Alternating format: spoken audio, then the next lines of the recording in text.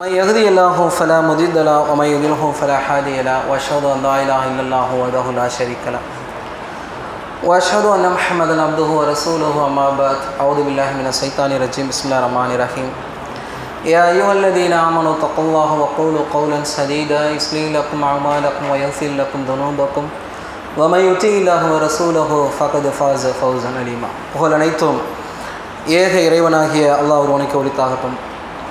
அவனுடைய சாந்தியும் சமாதானமும் நபிகள் நாயகம் ஸல்லல்லாஹு அலைஹி வஸல்லம் அவர்கள் மீதும் சத்திய சஹாபாக்கள் சஹாபிய பெண்மணிகள் நல்ல இமாம்கள் மற்றும் நம் அனைவர் மீதும் என்றென்றும் நின்று நிலவற்றுமாக. இஸ்லாமிய மார்க்கத்தில் ஆண்களுக்கு ஒன்றுக்கு மேற்பட்ட திருமணங்களை முடித்து கொள்ளலாம் என்று பலதார மனத்தை அல்லாஹ்வும் அவனுடைய தூதரும் நமக்கு அனுமதித்திருக்கின்றனர்.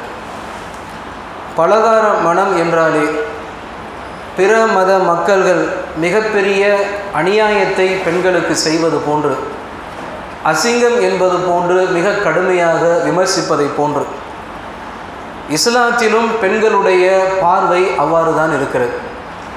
நம்முடைய தமிழ் சூழலில் ஒருவனுக்கு ஒருத்தி என்ற மரபு கடைபிடிக்கப்படுவதாக போலியாக நம்பப்படுகிறது. அந்த போலியை உண்மை என்று நம்பிக்கொண்டு பெண்களும் திருமணம் என்றால் ஆயிரங்காலத்து பயிர், வாழ்க்கையிலே ஒரே ஒரு தடவை தான் திருமணம் செய்ய வேண்டும் என்பது போன்று தவறாக நினைத்து கொண்டு இறைவனுடைய சட்டங்களை மறுக்கக்கூடியதை நாம் பார்க்க முடிகிறது. அல்லாஹ் எந்த ஒன்றையும் அறியாமல் எதையும் சட்டங்களாக நிறைவேற்றுவதில்லை. பொதுவாகவே நாம் இந்த சட்டத்தை அறிந்து கொள்வதற்கு முன்னாடி ஆணுடைய உடற்கூறையும் பெண்ணுடைய உடற்கூறையும் சுருக்கமாக அறிந்து கொள்வது சால சிறந்தது. இரண்டும் ஒன்றல்ல. ஆணுடைய உணர்வுகளும் பெண்ணுடைய உணர்வுகளும் ஒன்றல்ல என்பதுதான் மருத்துவ விஞ்ஞானம் நமக்கு சொல்லக்கூடிய செய்தி. ஒரு ஆணுடைய உணர்ச்சிகளை ஆண்ட்ரோஜன் மற்றும் டெஸ்ட்ரோஜன் என்று சொல்லக்கூடிய ஹார்மோன் தீர்மானிக்கிறது. அதுபோலவே ஒரு பெண்ணுடைய உணர்ச்சிகளை ஈஸ்ட்ரோஜன் என்று சொல்லக்கூடிய ஹார்மோன் தீர்மானிக்கிறது. இந்த ரெண்டு ஹார்மோனும் வாலிப வயதில் இருவருக்குமே அதிகமாகவே இருக்கும். காலம் செல்ல செல்ல எல்லா விதமான உணர்வுகள் குறைவது போலவே இந்த ஹார்மோனும் குறைய ஆரம்பிக்கும். ஆனால் பெண்களை விட ஆண்களுக்கு கூடுதலாகவே இது அவருடைய காலம் வரைக்கும் இருந்து கொண்டிருக்கும். ஒரு 60 வயது மனிதர் கூட இந்த டெஸ்ட்ரோஜன் என்று சொல்லக்கூடிய ஹார்மோன் சுரந்து கொண்டே இருக்கும் என்பதை பத்திரிகையில் பல பாலியல் குற்றச்சாட்டு வழக்குகளை காணும்போது நாம் அறிந்து கொள்ள முடிகிறது. 70 வயசு தாத்தா 20 வயசு பேத்தியை கையை பிடித்தார் என்றெல்லாம் செய்திகள் வருவதற்கு பின்னால் என்ன உள்ளது? உடற்கூறு இருக்கிறது, அங்கே சம்பந்தப்பட்ட அந்த ஹார்மோன் வேலை செய்கிறது என்று பொருள். இந்த அடிப்படையை நாம் புரிந்து கொள்ள வேண்டும். அதே போல பெண்களை பொறுத்த மட்டில் இந்த ஈஸ்ட்ரோஜன் என்று சொல்லக்கூடிய இந்த ஹார்மோன் மெல்ல மெல்ல குறையும். குறிப்பாக அவர்களுடைய மெனோபாஸ் என்று சொல்லக்கூடிய பருவத்தில் அவர்களுக்கு ஏற்படக்கூடிய பல குழப்பங்கள், பல பிரச்சனைகள், பல உடற்கூறு ரீதியான சிக்கல்களோடு சேர்ந்து இந்த பிரச்சனையும் அவர்களுக்கு ஏற்படும். கிட்டத்தட்ட 45 வயதை தாண்டும் பொழுது அல்லது 50 வயதை ஒரு பெண் நெருங்கும் பொழுது மெனோபாஸ் என்று சொல்லக்கூடிய நிலையை அடைகிறார். அப்படி அடையக்கூடிய தருணத்தில் இயற்கையாகவே இந்த ஹார்மோன் என்பது குறைந்தே விடுகிறது. அல்லாஹ் தஆலா இது மிக உணர்ச்சி பூர்வமாக குழந்தைகள் மீது அக்கறை காட்டக்கூடிய நிலையிலையும் இதை படைத்திருக்கிறார். ஒரு ஆணை பொறுத்த மட்டில் நீண்ட காலத்திற்கு ஒரே பெண்ணின் மீது ஈர்ப்பு இருக்காது. இந்த அடிப்படையை நாம் புரிந்து கொள்ள வேண்டும். அதனால தான் ஆரம்ப காலத்தில் திருமணமான புதுல மனைவியை மட்டுமே பார்த்து கொண்டு செல்லக்கூடிய எந்த ஆணாக இருந்தாலும் கொஞ்ச காலம் பழித்து மனைவியோடு செல்லும்போது இன்னொரு பெண்ணையும் பார்க்கலாம். இதை எல்லாரும் அறிந்து கொள்ள முடிகிறது. சினிமாக்களில் எல்லாம் ஏன் பெண்களை கவர்ச்சியாக காட்டுகிறார்கள், ஏன் ஆண்களை காட்டவில்லை என்பதற்கு பின்னாடியும் இந்த ஹார்மோன் தான் இருக்கிறது என்பதை நாம் புரிந்து கொள்ள வேண்டும். அப்போது இயற்கையிலே ஆணுக்கு பெண்ணை விட அதிகமாக இந்த உணர்வுகள் இருக்கக்கூடிய காரணத்தினால் அல்லாஹ் தஆலா எல்லாருக்கும் பொதுவான சட்டம் வழங்க வேண்டும் என்ற அடிப்படையில் இந்த பலதார மன சட்டத்தை ஏற்படுத்துகிறார். எல்லா ஆண்களுக்கும் இந்த சட்டமா? அப்படியெல்லாம் இல்லை. இந்த சட்டம் என்பது கட்டாய கடமையா, ஃபர்லா? அதுவும் கிடையாது. இந்த சட்டம் என்பது அனுமதிக்கப்பட்டது, அவ்வளோதான். இப்போ உதாரணமாக தொழுகையில் நின்று கொண்டு வணங்கணும், இது சட்டம். நிற்க இயலலைன்னா உட்கார்ந்து கொண்டு வணங்கலாம். உட்காரவும் இயலவில்லை என்றால் படுத்து கொண்டு வரலாம். இது சலுகை தானே, இது அனுமதிக்கப்பட்டதானே. ஒருத்தர் உட்கார்ந்து கொண்டு அனுமதிக்கப்பட்டதை நிற்க முடிந்த தருணத்தில் உட்கார்ந்தால் அது குற்றம். அவரால் நிற்க முடியவில்லை, அப்பொழுது உட்கார்ந்து கொள்ளலாம். அதுபோலத்தான் எல்லா ஆண்களுக்குமா இந்த நிலை என்பது இல்லை. எல்லா ஆண்களும் என்ற அடிப்படையில் கூட இல்லாமல் 100க்கு ஒரு 10 பேருக்கு இந்த உணர்வு மேலோங்கினால் அவர்களுக்கும் சேர்த்து சட்டம் வகுக்க வேண்டும். அப்படி சட்டம் வகுக்கப்படவில்லை என்றால் மிகப்பெரிய சிக்கல்களை உலகம் சந்திக்கும் என்பதை நாம் அன்றாட செய்தியாக பார்த்து கொண்டு வருகிறோம். எங்கே எல்லாம் ஒரு தார மனம், ஒரு பெண்ணை மாத்திரம் வணங்க வேண்டும், ஒருவனுக்கு ஒருத்தி என்றெல்லாம் திரும்ப திரும்ப சொல்லப்படுகிறதோ அங்கேதான் திருமண உறவுகளை மீறிய முறையற்ற கட்டுப்பாடற்ற உறவுகள் அதிகமாக வருவதை நாம் பார்க்க முடிகிறது. ஒரே குடும்பத்தில் இருப்பார்கள், அண்ணனோடு தவறாக சேர்ந்து கொண்ட பெண்ணையும் பார்க்க முடிகிறது, கொழுந்தனோடு தவறாக சேர்ந்து கொண்ட பெண்ணையும் பார்க்க முடிகிறது, அதே போல மனைவியுடைய சகோதரிடத்தில் தவறாக சேர்ந்து கொண்ட ஆணையும் பார்க்க முடிகிறது. பொதுவாக ஒரு ஆண் என்றால் ஒரு பெண்ணின் மூலமாக ஈர்க்கப்படுகிறான், பார்வையின் மூலமாக ஈர்க்கப்படுகிறான். அந்த குணாதிசயம் பெண்களுக்கு கிடையாது. பெண்களை பொறுத்த மட்டில் பார்வையினால் பெருமளவு உணர்ச்சி தூண்டப்படுவதில்லை. ஆனால் ஆண்களுக்கு பார்வையினால் உணர்ச்சி தூண்டப்படுகிறது. அந்த உணர்ச்சியும் அவனுக்கு நீண்ட காலம் இருக்கக்கூடிய காரணத்தினால் அல்லாஹு தஆலா அவர்களுக்கும் சேர்த்து என்ன பண்றான், சட்டம் சொல்லி தருகிறான். திருமறை குர்ஆனுடைய சூரத்துன் நிசா, அந்நிசா என்று சொல்லக்கூடிய 4வது அத்தியாயத்துடைய 3வது வசனத்தில் அல்லாஹ் சொல்லுகிறான், வயின் ஹிஃப்தும் அல்லாஹ் துக்ஸிது ஃபில் யதாமா, அனாதைகள் விஷயத்தில் நீங்கள் நேர்மையாக நடக்க மாட்டீர்கள் என்று அஞ்சினார். அதாவது நபி ஸல்லல்லாஹு அலைஹி வஸல்லம் காலத்தில் அனாதைகள் என்று சில பேர் தங்கள் பொறுப்பு கீழே எடுத்து வச்சிருப்பாங்க. அப்படி பொறுப்பு கீழே எடுத்து வைக்கப்பட்ட அனாதைகள் பெண்களாக இருந்தால் அந்த பெண்கள் விஷயத்தில் நீங்கள் வரம்பு மீறாமல் இருக்க வேண்டும் என்பதற்காகவும் அல்லாஹ் தஆலா என்ன பண்ணுறான், இந்த சட்டத்தை சொல்லும் பொழுது ஃபன்கிஹுமா தாபலக்கும் மினன் நிசாயி வ மஸ்னா வ சுலாச வ ருபா, நீங்கள் 2-2ஆகவோ 3-3ஆகவோ 4-4ஆகவோ பெண்களை திருமணம் முடிக்கலாம். அல்லாஹ் தஆலா சொல்லக்கூடிய உச்சபட்ச வரையறை என்பது ஒரு ஆண் 4 திருமணங்களை முடிக்கலாம். அதாவது 1 முடிக்கலாம், 2 முடிக்கலாம், 3 முடிக்கலாம், 4 முடிக்கலாம். 4க்கு மேலே என்ன பண்ணக்கூடாது, திருமணம் முடிக்க முடியாது. இதைத்தான் பலதார பணம் என்று சொல்வார்கள். இதைத்தான் பெரும்பாலான சமூகம் என்ன பண்ணுவாங்கன்னா, இது என்ன, இது கொச்சைத்தனமாக இருக்கிறது, இது பெண்களை அடிமைப்படுத்துகிறது என்றெல்லாம் சொல்லுவாங்க. ஆனால் அவர்களில் பல ஆண்கள் கூட ஒருவனுக்கு ஒருத்தி என்று மனைவிடம் இருப்பார். அப்படி இருக்கிறவங்க தான் வேற இடத்துக்கு போகிறான். இந்தியாவிலே நீங்கள் பாருங்கள், விபச்சாரம் அனுமதிக்கப்பட்ட மாநிலங்கள் இருக்கிறது, விபச்சாரம் தண்டனைக்குரிய சட்டம் என்று சொல்லக்கூடிய மாநிலம் இருக்கிறது.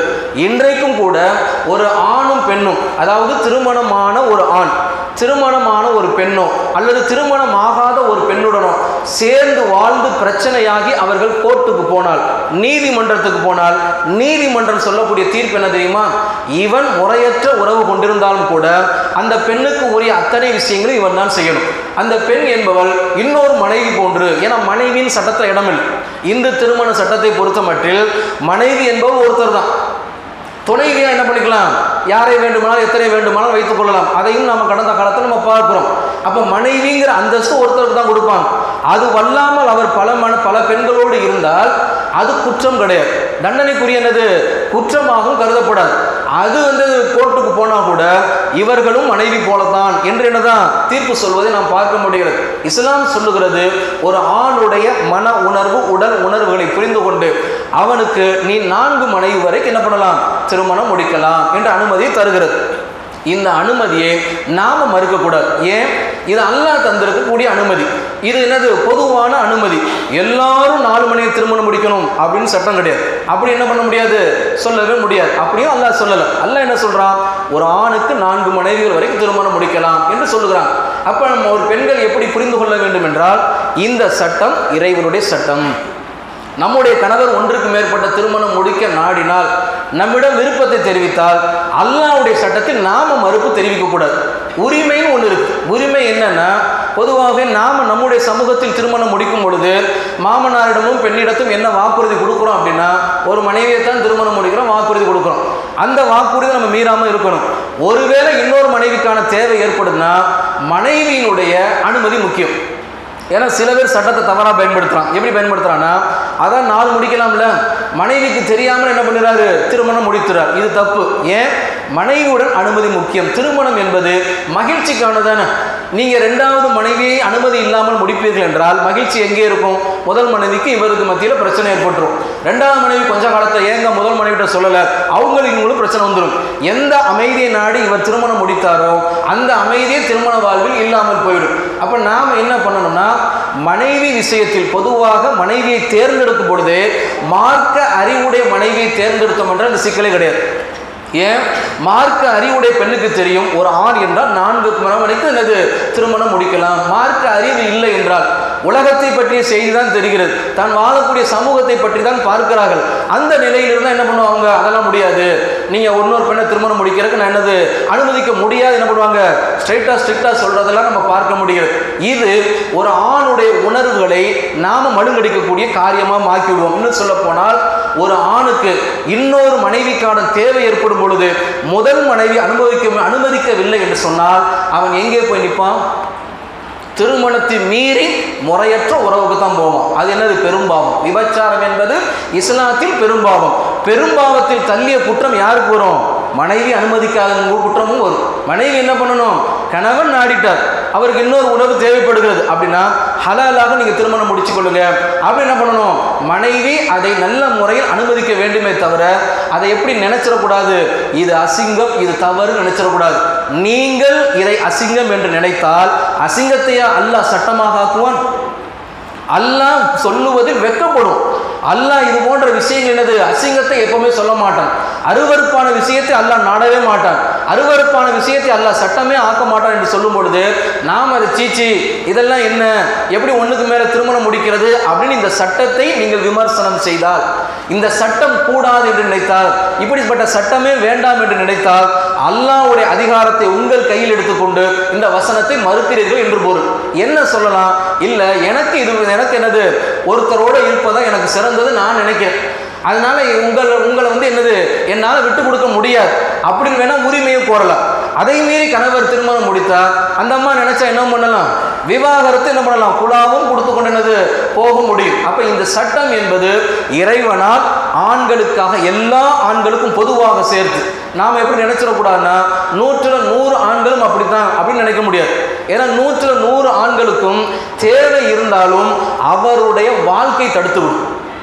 யாருக்குமே ஆசை இல்லைன்னா சொல்ல முடியாது. 1000 ரூபாய் என்கிட்ட இருக்கு, 10,000 கொடுத்தா நான் வேணாம் நான் சொல்லுவேன், வாங்கி தான் பாக்கெட்டில் வைப்பேன். பொதுவாகவே உலகத்தின் இன்பத்தை யாராக இருந்தாலும் நாடத்தான் செய்வோம். அதை யார் என்னது கொடுத்தா மறுக்க போறதில்லை. சமூக சூழல் தடுக்கிறது.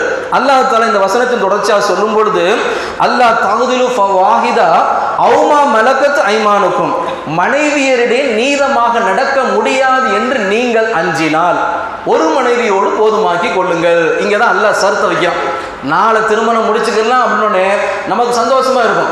ஆனால் அல்லாஹ் தஆலா வைக்கக்கூடிய கூடுதல் விஷயம் என்னன்னா, விவகாரம் என்னன்னா, நீ அப்படி நடப்பதாக இருந்தால் 4 பேத்துக்கு மத்தியில் நீதமாக நடக்கணும், பேலன்ஸ் பண்ணணுங்கிறான். உதாரணத்துக்கு 2 மனைவி ஒருத்தர் திருமணம் முடிச்சிடார், 2 மனைவிக்கு ஒரே மாதிரி நாட்கள் செலவிடணும், 2 மனைவிக்கு ஒரே மாதிரி ட்ரெஸ்ஸை வாங்கி கொடுக்கணும், 2 மனைவிக்கு ஒரே மாதிரி அவங்க ஆசைப்பட்ட இடத்துக்கு கூட்டிகிட்டு போகணும். நடக்குமா? வாய்ப்பே இல்லை. ஏன்னா மனுஷன் எப்பவுமே எப்படின்னா பழையதை விட புதியது பக்கம் தான் அவங்களுடைய ஆசை வரும். இக்கரைக்கு அக்கறை பச்சைன்னு வாங்கல. முதல் மனைவி திருமணம் முடிச்சிருப்பார், ஒரு 10 வருஷம் கழிச்சு 2வது மனைவி திருமணம் முடிக்கும் பொழுது 2வது மனைவி மீது மோகம் அதிகமாக என்ன பண்ணுவார்? முதல் மனைவிக்கு நேரத்தை செலவழிக்க மாட்டார். அந்த அம்மாவுக்கு 1000 ரூபாய் ட்ரெஸ் வாங்கி கொடுத்தா இந்த அம்மாவுக்கு 2000 ரூபாய், ஏன்னா அவங்க புதுசு இல்லை அப்படின்னு வாங்கி கொடுப்பார் என்றால் இவர் அநீதியாக நடக்கிறார் என்று பொருள். இப்படி நடந்தால் மறுமையில அல்லாஹ் அவர் எப்படி மனிதருக்கு மத்தியில் காட்டுவான்னா, யார் மனைவியருக்கு மத்தியில் நீதமாக நடக்கவில்லையோ அவர்களை எல்லா மக்களுக்கு மத்தியில் அல்லாஹ் தோள்களை சாய்த்தவாறு அப்படின்னு என்ன பண்ணுவான்? மகசல் நடக்க செய்வான். அப்போ ஊரே காரி துப்பும். எல்லா மக்களும் பார்ப்பாங்க, ஓ நீ மனைவிக்கு மத்தியில் ஒழுங்கா நடக்காத ஆள் போல இருக்கு, இப்படி ஒரு தோலை வசதி ஒரு தோலை சாய்ச்ச மேலே என்ன பண்ணுவானா அவர் நடப்பான். அல்லாஹ் என்ன பண்றான்னா மகசர்லேயே அவர் அவமானப்படுத்துறான். இவன் நீதியா நடக்கல. ஏன்? அல்லாஹ் நீதியை விரும்பக்கூடியவன்.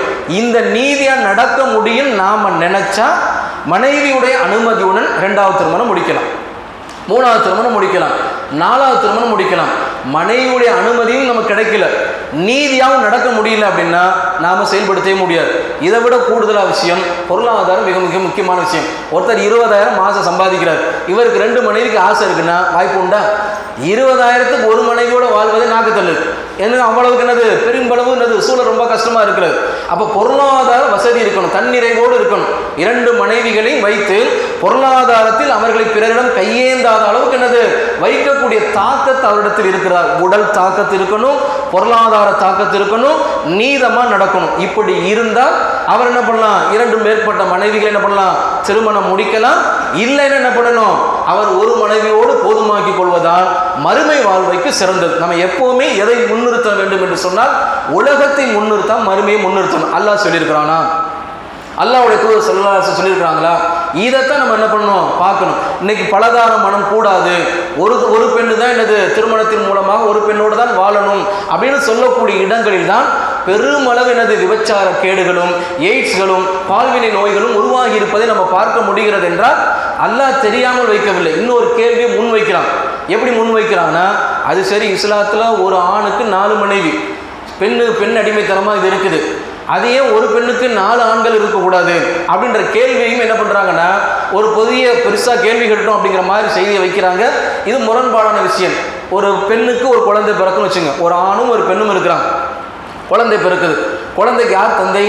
அவர் ஒருத்தர் தந்தை, சரிதானா? இப்போ ஒரு ஆணுக்கு 4 மனைவி இருக்கிறாங்க. இப்போ ஒரு ஆணுக்கு 4 மனைவிக்கும் 4 குழந்தைகள் பிறக்கிறதுனா தந்தை யாரு? இவர் ஒருத்தர். ஒரு பெண் இருக்கிறாங்க, 4 ஆண்கள் இருக்கிறாங்க. இப்போ இந்த பெண்மணிக்கு குழந்தை பிறந்தால் ஒரு தந்தை யாரு? யாருமே ஏற்றுக்க மாட்டாங்க. ஏன்னா ஆண்களுடைய மனோபாவம் இருக்கே, எஸ்கேபிசம், வாழ்க்கையில் பிரச்சனையிலேருந்து வெளியே போகணும், காசு பணம் செலவு செய்கிறது வெளியே போகணும் தான் நினைப்பாங்க. இப்போ ஒரு மனைவி வச்சுக்கொண்டு 4 ஆண்கள் இருந்தால் அந்த மனைவி கர்ப்பமுற்று குழந்தை பெற்றால் இந்த குழந்தைக்கு நான் தந்தையில் ரொம்ப ஈஸியாக என்ன பண்ணிடுவான், வெளியே தள்ளி விட்டுருவான். அது மட்டுமல்லாமல் பெண்களுக்கு மிகப்பெரிய அநீதியும் என்னது அதன் மூலமாக கிடைக்கும் என்பதை அறிந்து கொண்டுதான் அவருடைய உணர்வுகளையும் கருத்தில் கொண்டு உடல் தேவைகளையும் கருத்தில் கொண்டு யாருக்கு தேவை இருக்கிறதோ அவர்கள் ஒன்றுக்கு மேற்பட்ட திருமணங்களை முடித்துக் கொள்ளலாம் என்பது அனுமதி மாத்திரம் மட்டுமே தவிர கட்டாயம் அல்ல. இயன்றவர்கள் நல்ல முறையில் எந்த சிக்கலும் ஏற்படாமல் பிரச்சனை ஏற்படாமல் அமைதியாக அனுமதியும் திருமணம் செய்வதுதான் என்னது சால சிறந்தது, அதுதான் என்னது வாழ்க்கைக்கும் சிறந்தது. இந்த சட்டத்தை நாம் மறுத்துவிடக்கூடாது. அதே தருணத்தில் எனக்கு இதில் என்னது என் கணவரோடு நான் இருக்கணும் மட்டும் நினைத்து கொண்டா என்னது அது தவறில்லை. ரசூலுல்லாஹ்வுடைய காலத்தில் நபிகள் நாயகம் ஸல்லல்லாஹு அலைஹி வஸல்லம் அவருடைய மருமகன் அலி ரலியல்லாஹு அவர்கள் என்ன பண்ணுறாங்கன்னா இன்னொரு மனைவி திருமணம் முடிக்கிறதுக்கு ரசூலுல்லாஹ்ட்ட கேட்குறாங்க. ஃபாத்திமா ரலியல்லாஹு மனைவியாக இருக்கிறாங்க. அப்போ ரசூலுல்லாஹ் சொல்கிறாங்க இல்லை முடியாது அப்படிங்கிறாங்க. அவர் இன்னொரு மனைவி திருமணம் முடிப்பேன்னு சொன்ன உடனே அப்படின்னா ஃபாத்திமாவை நீ தலாக் விட்டு அப்படிங்கிறாங்க. ரசூலுல்லாஹ் அதை விரும்பவில்லை. அப்போ இந்த சட்டத்தை நம்ம என்ன பண்ணணும், ஏற்றுக்கொள்ளணும். இப்போ மனைவியுடைய அந்த தகப்பனாரோ என்ன பண்ணுறாங்க, இல்லை என் பொண்ணு உன்னோட ஒரு கணவரோட தான் வாழணும் விரும்புகிறாங்கன்ற அடிப்படையில் திருமணம் முடித்து கொண்டால் அது அவருடைய உரிமை. அந்த உரிமையை நம்ம என்ன பண்ணிட முடியாது, பறித்து கொள்ள முடியாது. ஆதலா நீங்கள் ஒன்றுக்கு மேற்பட்ட திருமணம் செய்ய நாடினால் கல்யாணத்தின் போதே என்ன பண்ணுங்க, மாமனார்கிட்ட மனைவிட்டை சம்மதம் வாங்கிட்டா எந்த பிரச்சனையும் இல்லாமல் சுமூகமாக நிகழும் என்பதை நாம் என்ன பண்ணோம், புரிந்து கொள்ள வேண்டும். அல்லாஹ் இந்த சட்டங்களை நல்ல முறையில் பயன்படுத்திக் கொள்வதற்குரிய வாய்ப்பையும் வாணித்து நமக்கு தந்தருள் புரிவாக என்று கூறி இந்த உரையை நிறைவு செய்கிறேன். வாஹிரு தவான அல்ஹம்துலில்லாஹி ரப்பில் ஆலமீன். அஸ்ஸலாமு அலைக்கும் வரஹ்மத்துல்லாஹி வபரகாத்துஹு. இன்ஷா அல்லாஹ் நாளை